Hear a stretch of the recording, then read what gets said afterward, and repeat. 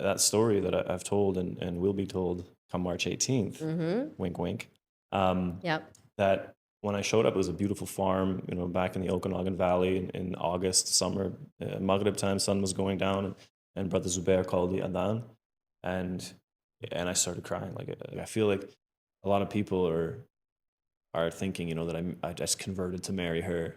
You literally plucked that tree and plopped it in a new spot and grew your new family tree. I just like the seed just went. Yeah.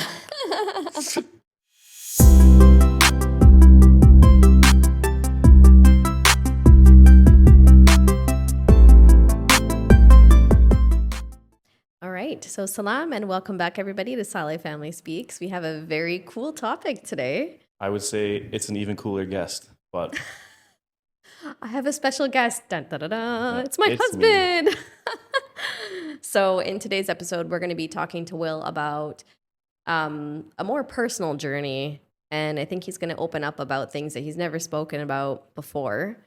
We're going to be discussing, his upbringing, his childhood, his teenage years as he got older, and how ultimately he accepted Islam into his life. So this is his convert story or revert story, depending on how you want to frame it. But it's an interesting and amazing journey. It's very inspiring. It's inspired a lot of people around the world, and I'm excited to dive right into this topic with you. I feel like I'm on the hot seat. You are on a hot seat. It's getting a little warmer on this couch. So let's no sweating. No sweating. Just so you all know, she made me change out of my black shirt today. Yeah. Ooh. Guitar. Oh no. These things happen, ladies and gentlemen. So where do you want to start? Okay, so let's start with your childhood. Yep. Let's start with just from the very beginning. Tell me about your early years. Do you ever remember, but do you ever remember being brought up with any type of faith? Yes. Yes. Oddly enough. So people, I think, would probably be like, what? When they find out that I grew up with no running water, with no electricity, with no sewage system in our house. In Canada? What? First world country? Exactly. First world country. Wild. Third world upbringing. But you grew up in a village, so let's highlight that. This wasn't in a city. Yeah, I wasn't on beside the Sears building downtown or something. Mm-hmm. So I grew up in a very small. It's technically classified as a village. Yeah. So for the first 5 years of my life, again, we didn't have power or running water or plumbing. So. But what was the reason? I'm sure people are curious. They're like, what? So the reason is that my mom and dad are from Vancouver. So they grew up in the city, and growing up in the city, there's a lot of problems. And they didn't want their kids to grow up in the city and have to go through what they went through. Especially, I'm not going to get into that side of it, but it was really hectic and a lot of problems. So they just decided, let's just go. Off grid. Literally. So then they packed up and then they headed north until at that time, I don't even know where it was, but it was before me. So they just wanted to live the little house on the prairie kind of lifestyle. And they did. Yeah. So I was born at the end of that whole trip because most of the time, me growing up, I lived in a town, city, whatever you want to call it. So that's how we ended up way out there. They had purchased a piece of property and then built a little log cabin and stuck a trailer on the side of it, and that was my upbringing, right? Nice. So we had a generator, so we could generate power to watch Ninja Turtles after school, right? that was a key point, or WWF Cavalcade on Saturdays, if I'm not mistaken. But yeah, it was very. Did you have light? I'm just curious. So we had candle. We had the oil lamps. You literally used candles. Yeah, candles. You guys, this is early 80s? No, late 80s. Mid to early 90s. Okay, yeah. Dating myself. Stone Age. Carbon dating myself. Sorry. You would think, it wasn't that far off. So we had our own greenhouse. We had chickens and cow and pigs and. Did you live fully off the land? Were your parents working at this time? So my dad was logging, because that's what he did for a long time. But yeah, it was all our driveway was 2 kilometers long. Wow. and it was not paved. It was all Dirt. muddy and yucky. Mm-hmm. And so like my dad would hunt, and then we would have our vegetable gardens, we'd be canning and all that kind of stuff. Mm-hmm. Actually, I just discussed this with my mom the other day, that we used to make our own butter. She used to bake like crazy. I remember my Ninja Turtle birthday cake that she made me. Yeah. Although she didn't have the blue food coloring of my favorite Ninja Turtle, Yeah. which is Leonardo. So she only had purple, so I settled for Donatello. But I remember the cake, and this was probably like when I was 4, Wow. maybe something, 5 maybe, but probably closer to 4. So very simple living. Very simple. But now let's rewind back to how faith So the interesting was part part is, of your yeah. life. So back then, in that community, there was nothing going on. Of Like course. I don't even know how many, like hundreds maybe of people that live there. Mm-hmm. But there was a Jehovah's Witness, was it a temple or just a place where they would get together and read the Bible. Like a church? Yeah, you could call it a church, Mm-hmm. I guess, but Makeshift. Yeah, exactly. So, and one of my dad's friends that he worked with was a Jehovah's Witness and stuff. So they would, and my dad, for those that don't know, most people, how do I explain my father? Bald head, big beard, tattoos, biker, like not the kind of person who would go to church. You wouldn't expect, right? But we were invited because there's nothing else to do on like a Sunday or whatever. They used to have these get-togethers. So that was my first introduction to like organized religion. Mm-hmm. And we weren't going in the hopes of becoming righteous. It was just that's where the whole community would kind of congregate. And but did you were you involved in like the worship aspect of it? Yeah, I loved it. Yeah, you would read from the Bible, and I took it so seriously. My parents bought me a little suit, and I had a little clip-on tie. If you remember my kindergarten picture, that was my church outfit. Wow. We didn't go all the time, but it was this once in a while kind of thing. And the older ladies and stuff, they just loved me, like Yusuf, right? Just this attraction of people. Yeah. So that was my first introduction. But I just want to clarify. Yeah. Okay. So when you went, you would read the Bible. Mm-hmm. Like, did you have conversations with your parents about what you were doing, what you were reading? No, I was just happy that we weren't at home. Did you know what it was about? What was the No, I mean one of our storybooks. I can't remember the name of it. My mom's gonna kill me. Our bedtime storybooks was like it's a very famous Christian book. If you remember, we were in Dubai or maybe here, and there was little figurines, and I was like, "Oh my God, those are the ones from the story." And I messaged my mom, and she told me right away. If you guys know what I'm talking about, do drop it down below. They're really cute cartoon characters, and they're like biblical stories. Mm-hmm. So I always had some kind of thing, but no, there was no like organized religion. There was no. But did you have those conversations with your parents? No, like, what is this? I was who 5 are they and talking I got to about? wear a clip-on tie, bro. I was in heaven. Like, So you had no idea. Okay. No. So then growing up, did you ever have conversations with your parents regarding God? So not faith itself, but like more in God. passing, not like hey, does God exist? Mm-hmm. Right? It was more so like a negative connotation, right? Because I remember when we were excommunicated from the the community back then, the people came to give dawah basically to us, and they saw a Christmas tree in our house. Okay. And they said, "Oh, the devil's in there. We can't go in there," because they're very much against, again, not to speak on somebody else's religion, but they don't do Christmas, and it was a big deal. It was like big time sin. And then so my dad is my dad, and in maybe not as nice of terms, asked them not so nicely to kindly leave and never come back. Mm-hmm. So I think that was the end of us kind of hanging out with the Jehovah's Witnesses. Yeah. So then if someone was to ask you what your denomination was growing up, what would you say?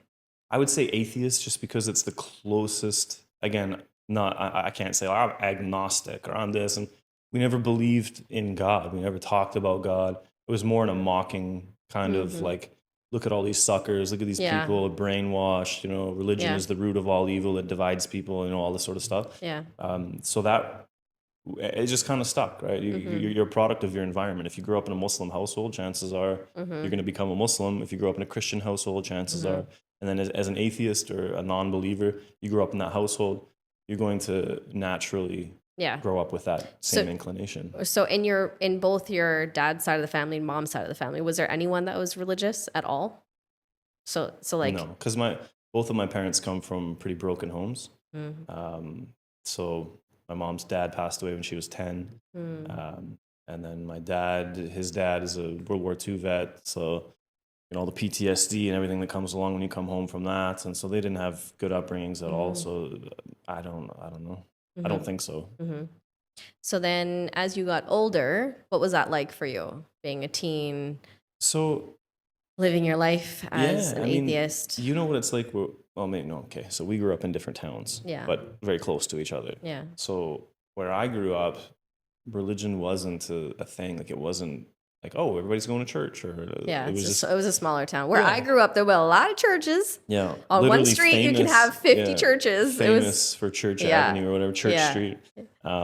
But so the thing that I'm very thankful for with my parents is that they never forced me to believe anything.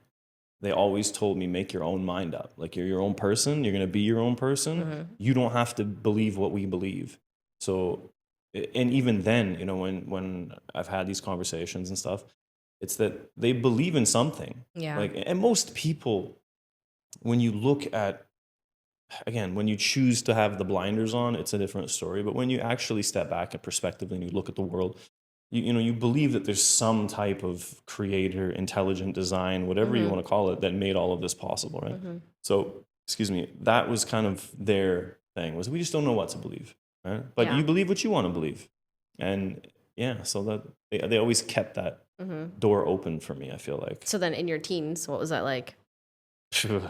My teens, there was no. I was about the furthest thing from any type of religion you could possibly imagine. So I grew up just like everybody else, doing everything that everybody else does. Yeah. Yeah, and no inclination or want or desire. So no desire at that time to search out faith or anything like that. So then let's talk about early adulthood then. What was that like for you? Was there any soul searching or anything? I would say yeah. So before I met you, actually, I just had this feeling inside of me. So, and I don't think I've ever talked to anybody about this, maybe one person, but I started a siding company. And then so I was working at a mill, and I just poured every dollar that I got into this company and buying tools and everything else, because I had worked since I was like 17, siding houses and apartment buildings and whatnot. And then I got all my tools. Time for layoffs came at the mill, so then I just went full into this business, and I became so miserable, so stressed out, because I'm a kid I'm trying to run a company. I have no idea what I'm doing. How old were you at this time? 20, 21. So early 22, 20s. somewhere there, right? So I didn't have help in a business sense. I had no idea. Like literally, I managed to connect with a few people here and there that were able to kind of help in that regard, but I just became so overwhelmed, right? So overwhelmed that like I have this vision, but I can't make it happen because I don't have the right people around me. And it became very stressful. And finally, I just decided, you know what? I can pursue this and just be miserable, or I can do something different and just try to, I don't know what that is. So I always dreamed of like going to Costa Rica or traveling and just getting out of the normal routine or circle. I felt very bogged down in my life. I was at that time, I was living at home, living in a trailer. So nothing against people who live in trailers. I've been there, done that. So, but when you're a young adult, you kind of, you're like, what do I do? I'm lost. I felt lost, right? Yeah.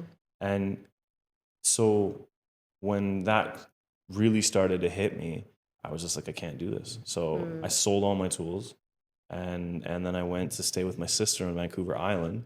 And then from there, I went to work at a fishing resort, which is like secluded up in, what's it called? Tofino, south of Tofino. Why can't,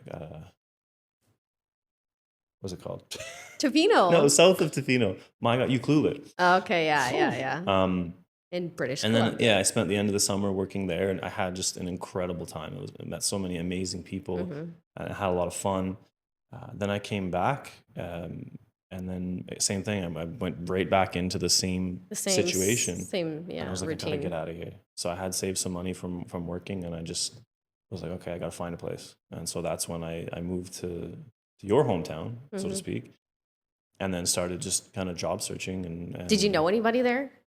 Like No. you just The moved. people that I knew there, I didn't want to associate with. Yeah. Even to this day, I know people there, but I don't want to go down that Yeah. road. So you literally were like plucking yourself out of your Comfort, routine my and comfort nest. zone. Yeah. Yeah, where you had always kind of grown up and you didn't feel comfortable there anymore, and you like uplifted and moved to a different town. Right. Yeah, because it like For what? Like soul searching? well, I Like what was going through your understood mind? I understood growing up how I grew up in an environment where there's drugs everywhere, there's alcohol everywhere, there's broken homes, and all this stuff all around me growing up forever. Like my whole from the time I was 12, just it was a constant, consistently always happening around me, and I knew that if I stay in that environment, I'm only going to become a product of my environment. Yeah, that's usually how it goes. Yeah. They always say like you become the circle that you surround yourself with. Mhm. So it's interesting that you kind of had this, like, let's call it like an epiphany, Yeah. that you just felt if you stayed in that environment, it wasn't good for you, and you had kind of made that conscious choice Mhm. at that time to release yourself Yeah. and start fresh. Yeah. And I remember that before I had moved, I made the decision that like I'm gonna stop doing all the bad things that I was getting myself up to, and Mhm. things that weren't good for me and my lifestyle, and I didn't want it anymore because Mhm. I knew that I didn't want to live my life like so many other people that I knew who are at that point they're older than me, so but they don't have a life, they don't have a family, they don't have any of these things, and not that I had envisioned that's what I Mhm. wanted, but I knew that if I'm to find the one person, I can't be looking for them, her. Let's be clear, not them, her.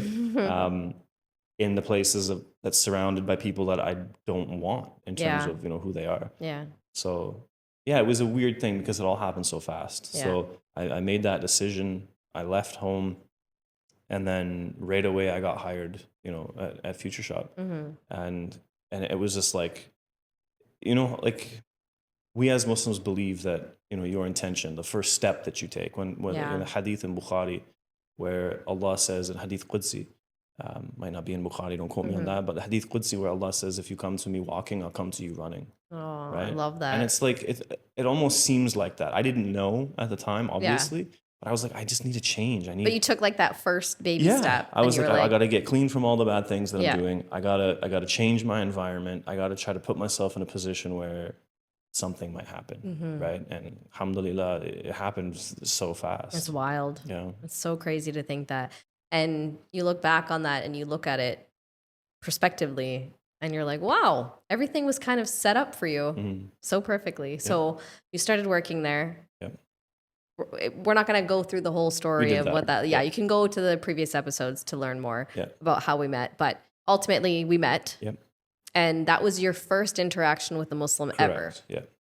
First So- interaction, like like a conversation. Yeah, I had so- met one or two here and there, but What was running through your mind at that time? Because the first conversation we ever had, just to kind of recap it, summarize it, a lot of it was like you were in shock Mhm. because I was like, yeah, I don't do drugs, I don't go to parties, I don't do this, I don't do that. that was her saying, "There's not me." I don't drink alcohol. I don't. My parents, are very strict. Yeah.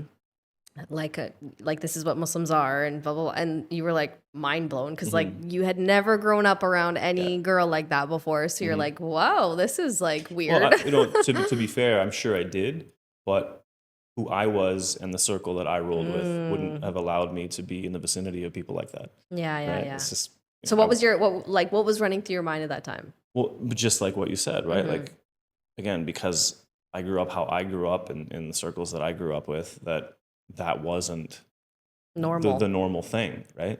So when I met you, I was like taken aback because all the things that I didn't like or that I had to live through, and I won't say trauma, but I mean just to a lesser Mhm. extent, sure.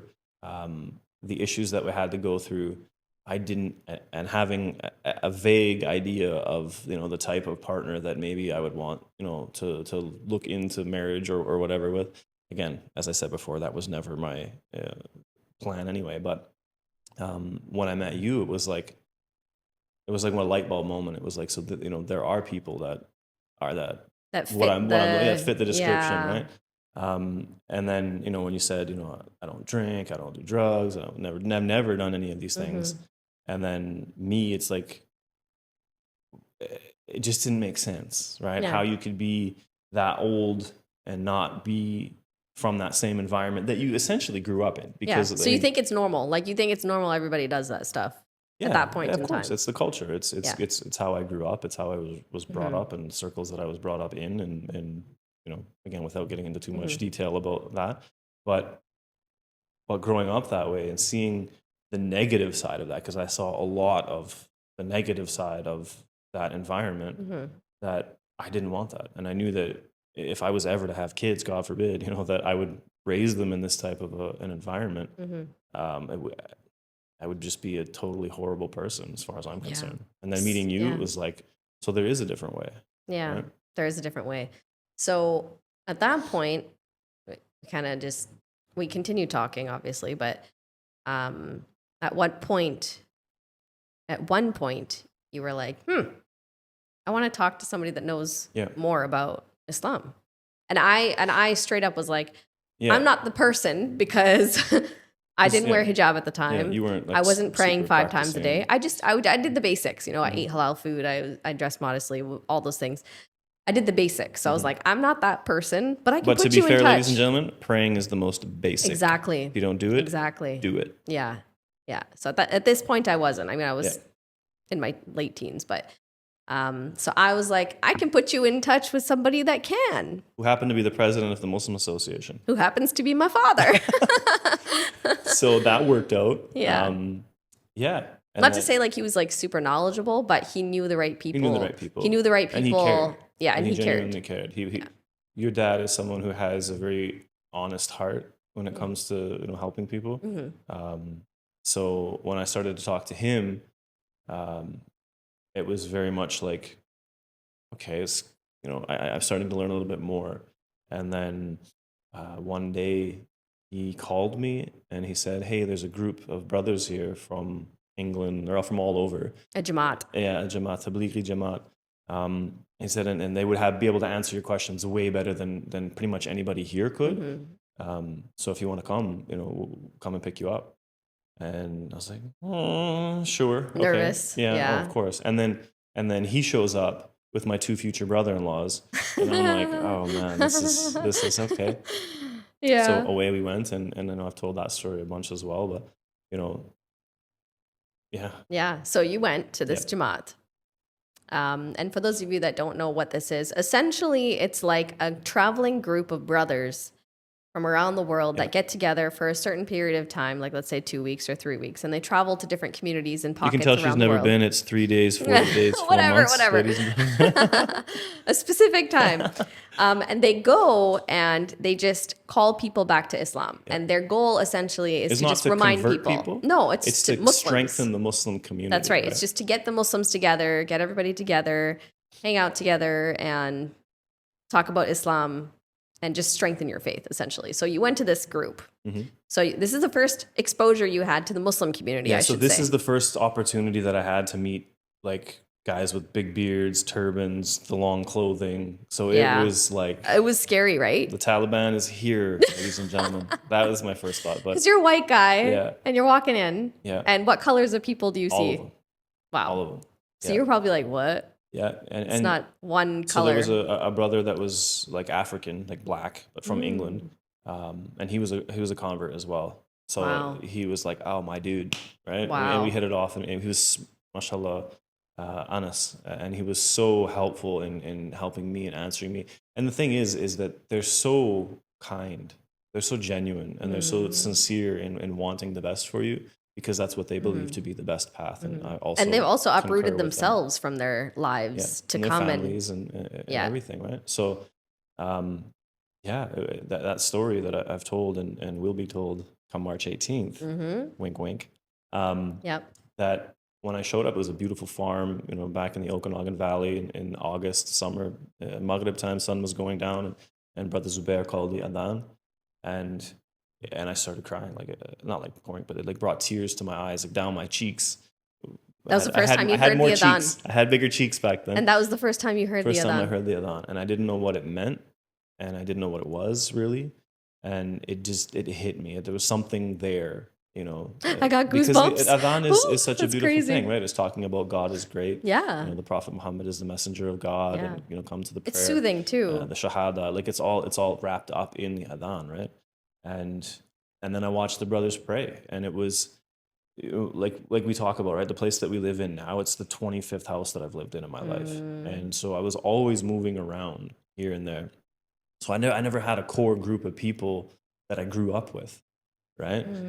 So that made it difficult, you know. And then as an adult, like you're like, wow, these guys are.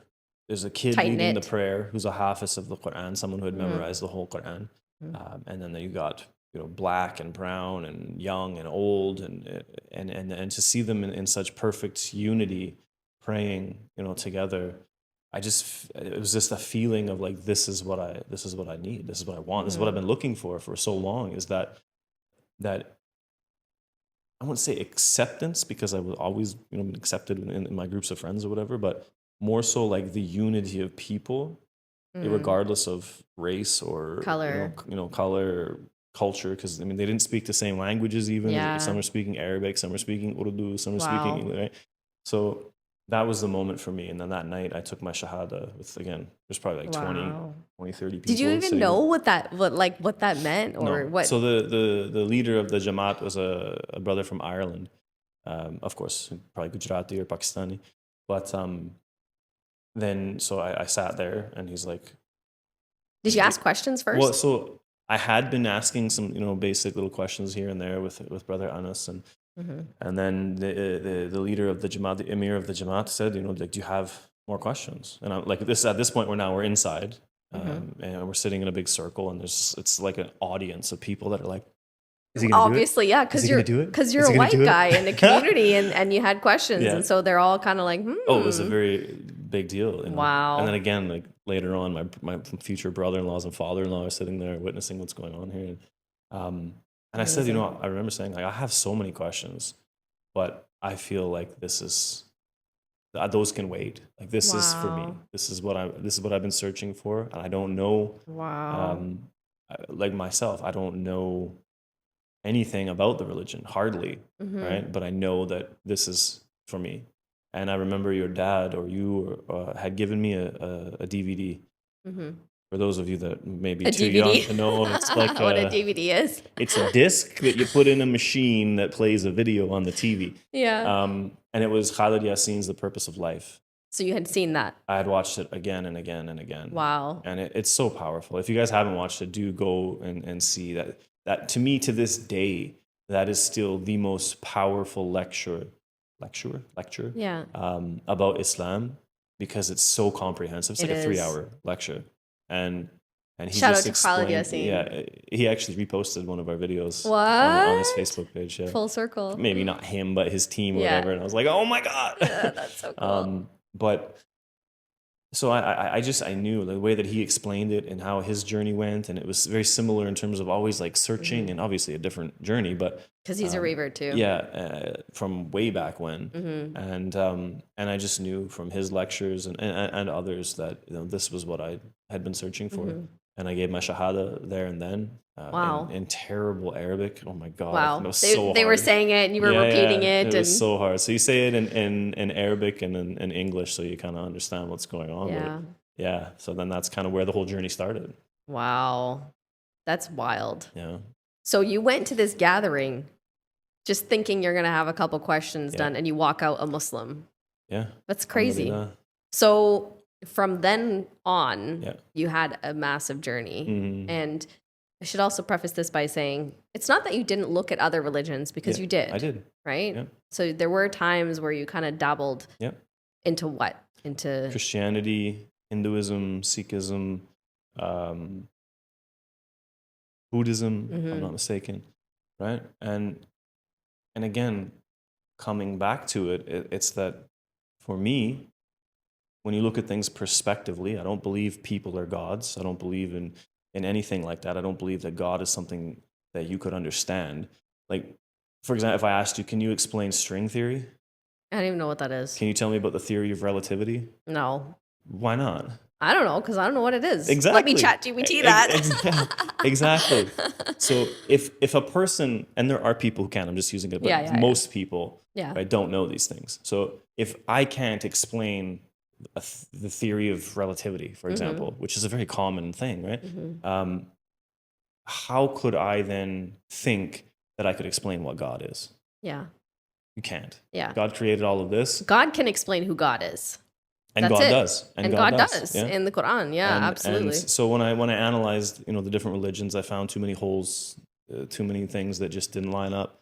And for me, it was like Islam I just felt it to be the truth because it's so simple and it's so in line. We say in Arabic, the fitra, right? The natural way of a human being. And that is that everything about Islam is promoting the good things for you and forbidding the bad things for you. Yeah. Right? It makes sense. It's very natural. logical. Yeah. Yeah. It's like very raw logical. Milk. It's as natural as you can get. By the way, I'm a big fan of raw milk. Yeah. Yeah. He has been. He's been on a raw milk rampage this past few weeks. But yeah, so that's incredible. And then at what point did you start reading the Quran and praying, what was that like for you? The first couple of years was very difficult for me because our community, right? We didn't have the masjid open. Jummah once a week in Bashir's basement. Yeah. Allah yarhamah. And so we were a very disunited community, especially because it was mostly Pakistanis and I don't fit in. Like I'm just the white dude. So did anyone take you under their wing at this point? Not for the first bit. So, but there was the brother in Kelowna. But there was Brother Zubair, right? My second father, third father. I'm not sure. My dad, your dad, Brother Zubair. Like those are the three guys in my life that have done so much for me. Yeah. And he just randomly called me one day, because he'd been in touch, but he, mashallah, someone who's very rigid, right, in his understanding, but he was so soft with me and so kind, and he just said, the Jamaat that came here, so we go every month for 3 days. Like, do you want to come? And I was like, okay, right. So that's where my journey really started because Jamaat. And those brothers, mashallah, Allah reward them for their efforts and their hard work and their sacrifices. I mean, Allahumma ameen. But I went, and then it was like, oh, so what are we doing? We're like, well, we're going to wake up at Fajr time. We're going to pray together. We're sleeping in the mosque, right? We're going to pray together. We're going to read Quran. We're going to listen to some lectures. The brothers are going to speak, and we're going to encourage everybody to speak so that you can all get comfortable preaching about Islam in a closed environment. We're going to read, hadith books. We're going to all of these things, right? Programs, brothers are going to cook. It's very strict. Very strict organized. Timeline, very organized. It's very organized. That's great for a revert. 100%. And I would recommend anybody, any person, even if you're not a revert, but you feel like you're distanced from Islam, go and find, you go to any masjid, you'll find the brothers. Yeah. Right? Where's the tabligh? You don't even have to say tabligh, but you just say Jamaat. Where's the Jamaat guys? Yeah. They'll hook you up. They'll hook you up. And if you haven't gone. So, gone. If you haven't gone. If you haven't gone, go. Yeah. So that's where it really started. And then I was like, okay, like this is what prayer is. This is what, And they teach you the fundamentals of everything. Like all your basic surahs and everything. Everything, because exactly. So there's one time of the day where you guys will just sit and you'll just recite in a circle the last 10 surahs of the Quran and memorize them and work on the tajweed and the perfection of the recitation, because you need to know at least 3 surahs to be able to pray properly, according to Umar bin Khattab. But without that, well, how far are you going to get? Like, I don't know how to pray. And when you look online or a book, there's so many different, it's not, right? If you look at the sunnah of the Sahaba, the Prophet Muhammad, peace be upon him, it was teach people how to pray. Like actually teach them, not reading from a book. Exactly. Teach them physically how to pray. And that's one of the most important parts of the whole effort, is to teach people how to pray. I love that. Because, I mean, I don't want to be that, Mr. Negative Nancy, or I don't know an N name that's a man name that works with Negative Nancy, but Negative Ned, maybe, I don't know. But when you go to the masjid, you see so many people praying incorrectly because they've never made an effort to understand how to pray properly. Right? And I'm not saying that I'm telling, because there are many different ways to pray. but there are also things that people do in their salah that are not from Islam, right? That, you know, even something as simple as like how you're raising your hands. Yeah. Are you doing this? Some of these things, they're not from any Yeah. of the four madahib of the salah. So you learn these things, and you learn, you know, just everything. What breaks the salah? When do you have to make wudu? When do you have to make ghusl? Like all of these basic things. So I would recommend anybody who's a revert, anybody who is a young Muslim, anybody who's an old Muslim, right? If you have the time, you know, these brothers will tell you have to go. Yeah. Right? But I would always say go with an understanding that it is an effort. There's many efforts out there that are doing good things in the world. So that's basically how you learned all the basics when it comes to prayer and all that stuff. So when did you decide to go across the country and join for 40 days? Because 40 days is a really long time. Three days is like, that's a weekend. That's a lot. Yeah. And you did that consistently, right? For months. Like every month you were, for years? I don't know if you can say years, but no, for a year you could say, Yeah, you did that for quite some time. So at that point, you're like solid in your prayers and all that stuff. You're like, at that point, you're pretty good. Learning. Yeah. And then when did you decide, I think it's time I go for like a month and 10 days? Enter South Africa. Yeah. So we had been on a 3-day excursion to Vancouver, and I met another Jamaat that was there from South Africa. And these guys are the single biggest reason that I am who I am today. Wow. As a Muslim, right? Because the group that I was with and everything was great, amazing, and I love them. But I can never say enough, you know, how much I love those guys for what they've done for me, selflessly, completely. And then they came from Vancouver up to where we are, and then so I went to see them, and I got voluntold like go with them, right? Because they wanted me to come too, because they knew I was a convert, revert, whatever, and they had one African brother, you know, who was a convert as well. And then they had 2 young guys who were Hafiz of Quran. The 2 elders, one was a scholar, and then one was a doctor. And then the Amir, the leader of the Jamaat, was close to my age, a little bit older than me, right? So, and these guys, they're from Johannesburg, most of them. And so the Amir of the Jamaat, Muhammad, we just connected. So we went 40 days. We drove across the country, across Canada to Toronto, and then with strangers, essentially, complete strangers, strangers, but brothers. Aww. And that's the beauty of Islam, is that when you get rid of the sectarianism and all of this nonsense, you're brothers, right? And these people will do anything for you. Like they'll die for you. That's the love that they have for each other and for the ummah, the overall group. But so this point, William becomes Muhammad. That's Dr. Qasim. That's him. Can we briefly talk about that? Because your name changed pretty much during this trip. I didn't have a say in it. Yeah. To be honest, right? So when I came in, and because I don't think I had met all the brothers when we were in Vancouver. So when they introduced me, this was brother William, Dr. Qasim is like, no. I'm like, what do you mean? He's like, when I look at him, I just see Muhammad. Oh. And then so everybody's like Muhammad William. And it stuck. Oh, wow. Right? So that's what everybody called me. Muhammad and then William. from that point, when you're crossing the country, and you know, I started to kind of give little speeches and stuff. So but everybody started to know me as Muhammad William from Vancouver to Toronto. Wow. So this is the white revert guy, Muhammad William. Like everybody knew. Like it was crazy. Yeah.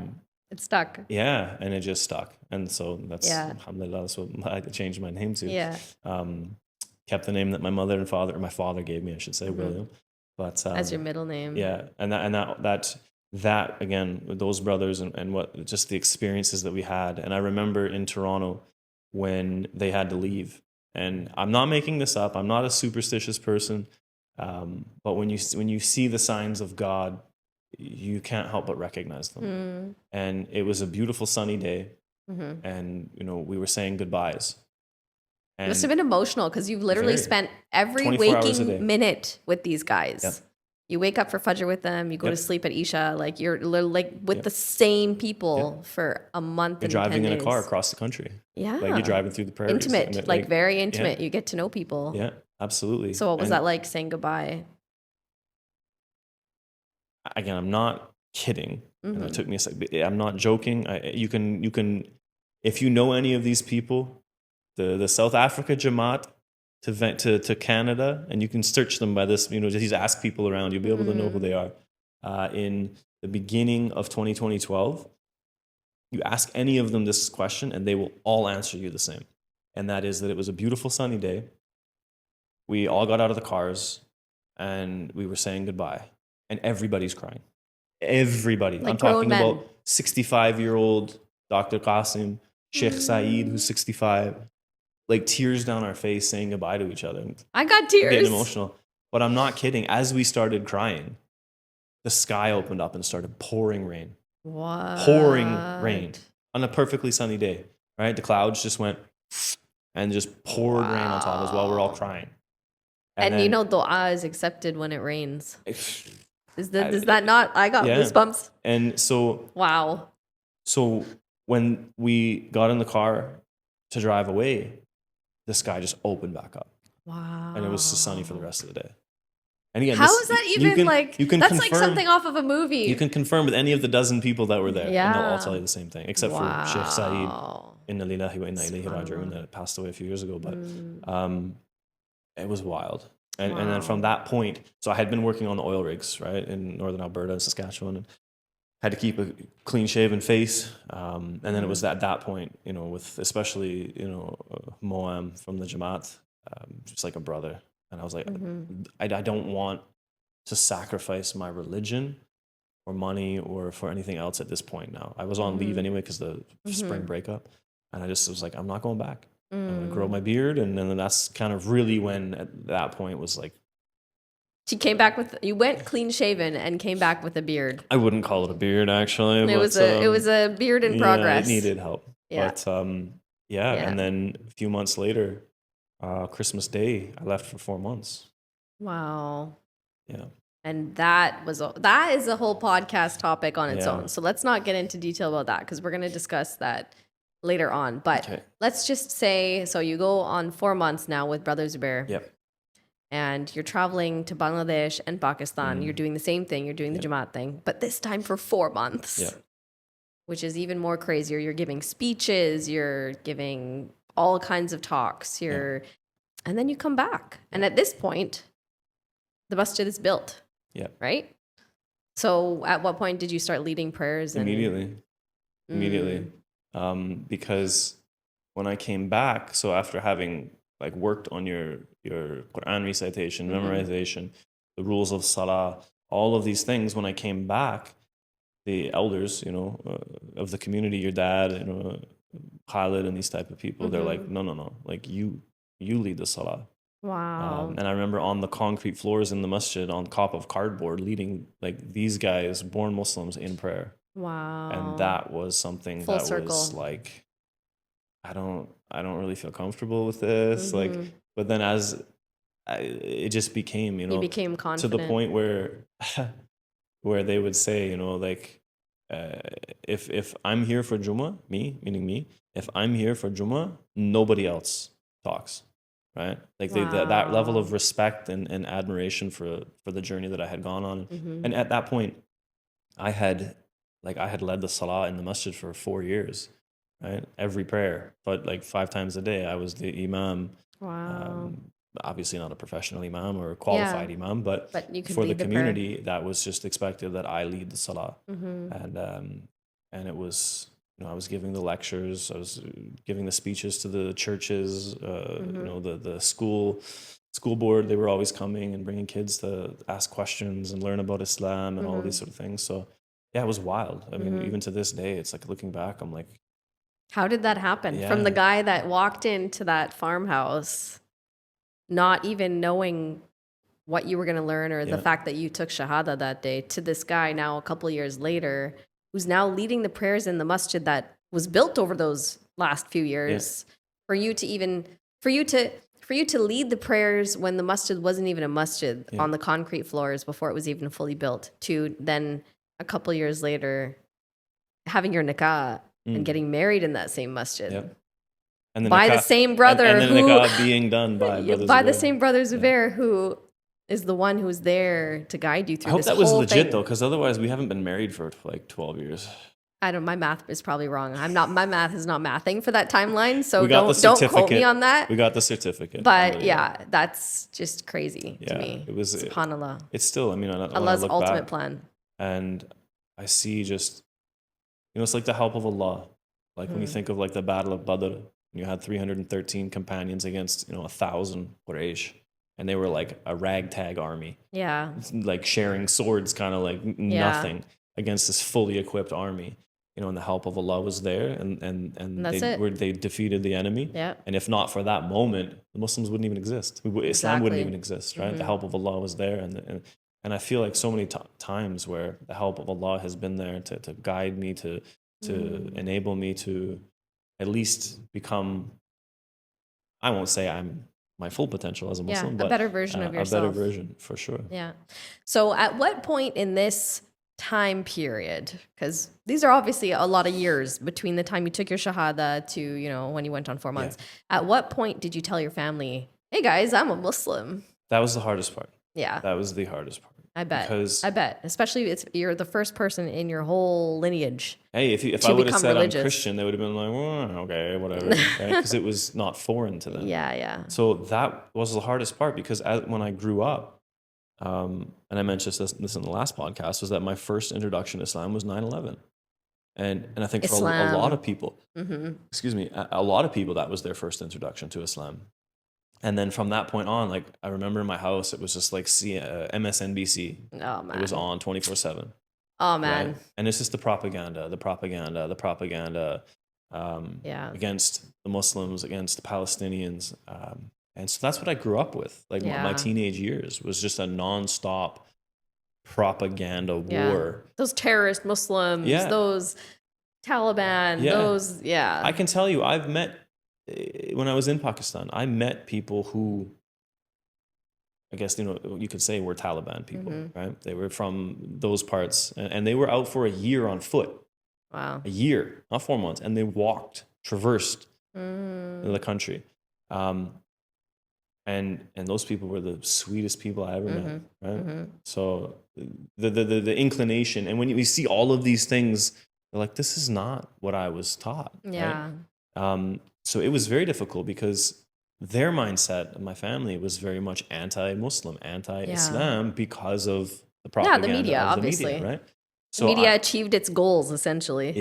Yeah, because they had control. And now you look at Gaza, and they don't have control anymore. Social media, alhamdulillah, it's almost an equalizer. But social media didn't exist back then, though. Exactly. Yeah. So we only got what we got. What you got we were on the fed news. is a better term, until like I met you. So I didn't have the answers to answer the questions that I knew they would have, which were the difficult questions. And shout out to Zakir Naik, who actually lives in the next town over. Literally, he lives here. Hopefully, inshallah, one day I'll get to meet you. Yeah. But shout out to him, because his content on YouTube really helped me to, I guess I should preface that statement, that in the beginning I had a lot of difficult questions, right? And so I just searched them out, and I found the answers to them so quickly from people like Zakir Naik. But there was still that I had to answer these questions, and it wasn't going to be easy. So my whole idea was that, okay, rather than just come out and say it to them and wait for some drama, why don't I just try to feed them a little bit, so that by the time I happen to say something, they'll just be like, well, duh, we already know, right?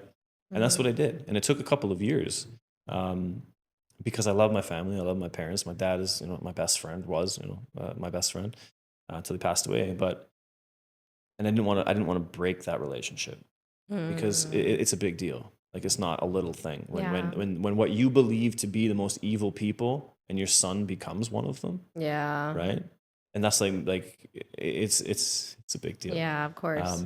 So I just would I tried to be a better person. I tried to be a better son. I tried to be more helpful and more kind and more understanding. And I would leave books out, just casually on purpose, accidentally on purpose. Prayer mats, things like this, so that it would put in their mind that seed of like, what is going on here.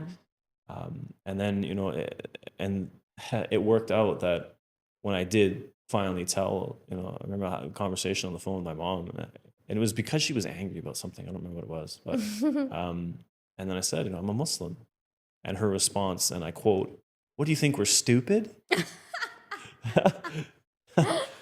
So it worked, right? I didn't have to have the big blow up confrontation, right? That I wasn't ready for. Yeah.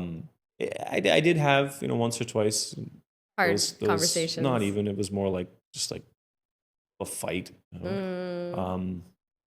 I was thankful for that, right? But they kind of realized over the years, right? Like how long did it take you to say that?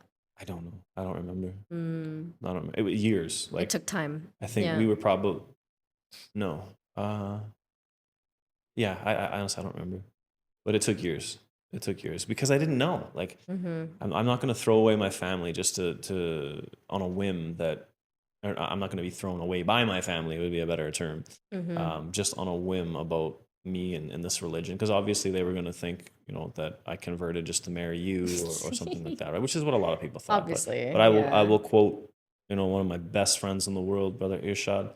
And I remember like the night before we got married, or after the first thing or whatever. And I said to him, I was like, man, like I feel like a lot of people are thinking, that I just converted to marry her. Which is so funny because it's like, what? Where were you guys in the past 5 years? Yeah, well, when not you did part all of the this community, traveling, right? Not part of the community. Yeah. And his response was, "So what? Aww. Look at you now." Yeah. Like that, and that was like just the confidence boost that I needed. Yeah. That he was there for me to be like, even if you did. Yeah. Who cares? Look at you now. Yeah, look at you. You're leading them in prayer. They come to pray. They're standing behind you. I know. So if that's the case, joke's on them. Yeah. So yeah, it's very full circle. Yeah. It's a really inspiring story, Will. There's been countless people that have left us comments, emails, messages, saying that your story inspired them to become better Muslims. You inspired me to become a better Muslim. Throughout all of this, I have to say, this is a story for another day, okay? When we talk about my hijab story, we're gonna do a podcast episode about that. We actually meant to do that today, but apparently we've run a little bit longer. It's all good. But you inspired me to become a better Muslim. I started praying 5 times a day because I saw that you were doing that. And I was like, I'm born Muslim. Why am I not praying 5 times a day? Why am I not wearing hijab? Why am I not doing these things? So I have to thank you for that. Well, because it probably wouldn't have happened. Thank yourself, because again, you were my introduction to I was just the catalyst. Exactly. But you know what? Allah chose me to be the catalyst of your journey to faith. So, and inshallah, as is mentioned in Islam, that if a person accepts Islam at your hand or because of you, that's good enough for you for paradise. So may Allah make it so for my amazing wife. But yeah, that's the name change thing was the biggest. And we didn't touch on that, but that was harder than the conversion part. Yeah, but we didn't. Sure. Okay, so we only have a few minutes left, but just to kind of sum it up, you didn't change your name legally until after we had our first daughter. Correct. So it took you a couple of years. Correct, because again, my understanding, you don't need an Arab name to be a Muslim. Mm-hmm. You have whole countries full of non-Arab people. But we realized how much of a conflict that was after we had our child, because when she was born in the hospital, they put baby and then my last name, not your last name. Yeah. I didn't take your last name, your original name. I didn't take it. Yeah, Irish name. And it said baby. I don't talk about my old name. We don't talk about Bruno. And then you're like, but that child's my child. Yeah. We're married. Like, why is my last name not on there? Yeah. And why don't we share last name? And then at that point, you were just like, no, we got to have one name. Yeah. And that's how you picked Saleh. Correct. Yeah. So. And that was, interestingly enough, is that I believe it was Amina. Mm-hmm. When they put the little snippet in the newspaper. Yes. And it was. Yeah. It was, they put Muhammad William in the newspaper. And then my last name. Oh. And then my parents got a call from their friends who were like, what's going on here? Oh, that's a hard conversation to have. Yeah. And then that's how, but I don't even think I had changed I hadn't even changed my name at that point, like legally. No. Yeah. So it's strange. Yeah. But yeah, But that was the worked hardest out. part. But that's one thing that I would suggest for everyone is that circumstances are different for everybody. And for us, I didn't want us to all have different names and you know, and again, being stuck with the moniker Muhammad William, as we mentioned, that everybody throughout Pakistan that I had met in Bangladesh and all these, you know, across Canada, and everyone knew me as that. So it was like, well, it's like a no-brainer. You're yeah, like, exactly. Yeah, this name stuck with me, so I'm just gonna pick it. Exactly. And you know, beautiful name. And then you picked Saleh. And then I picked Saleh because of, you know, what it means. It means righteousness, or, you know, yeah, that's the best, I guess you could say. Righteousness. And, you know, and then now we all have, now the Saleh family. Now the Saleh family is a worldwide phenomenon. Yeah. And who knew that the name that you would pick would become this, eh? It's crazy. Wild. It's crazy to think. But now, alhamdulillah, you know, we all have the same name. But I would say to people who are maybe new to Islam or looking into Islam or whatever, you don't have to change your name. Yeah. Unless your name is like, you know, Satan the Antichrist or something, then you should change your name because it's a bad name. Yeah. But names that have no good meaning, normal meaning, no meaning, there's no reason to change your name, especially if it's going to cause you difficulties in relationship to your family, because at the end of the day, your parents are your parents, Muslim or non-Muslim. You have to serve them. You have to be kind to them. Yeah. Right. So whatever you need to do in order to preserve that relationship, if you choose to, you know, go ahead, Bismillah. But think very, very hard before you make that decision that you're going to change the name. And I am the last of my family lineage to carry on my name, my family name. Right. That's why it was such a big deal, because, you know, my dad is the only son of my grandfather. So that lineage ends essentially with me. Right. So my birth certificate, my old birth certificate now, because I had to change that too. But right. It's like me, you know, my father, and then me. And then I had both names. And then now, you know, my son. You didn't just branch off of that tree. You literally plucked that tree and plopped it in a new spot and grew your new family tree. I just like the seed just went. Yeah. And now we're starting, you know, still connected at the roots. But but I will say that at the end of the day, my family name was changed 1,000 years ago ish. So it is what it is. I just updated it. That's all I did. The new version. It's the 2.0. So you can't get too mad at me. I mean, come on. So. All right. This was an incredible conversation, Will. Thank you for sharing your story. And if anybody has questions, please drop them below. Absolutely. And Will, you can answer those questions directly. Like, I'm sure there's a lot of people that are curious, maybe have tough questions that you can help answer. Absolutely.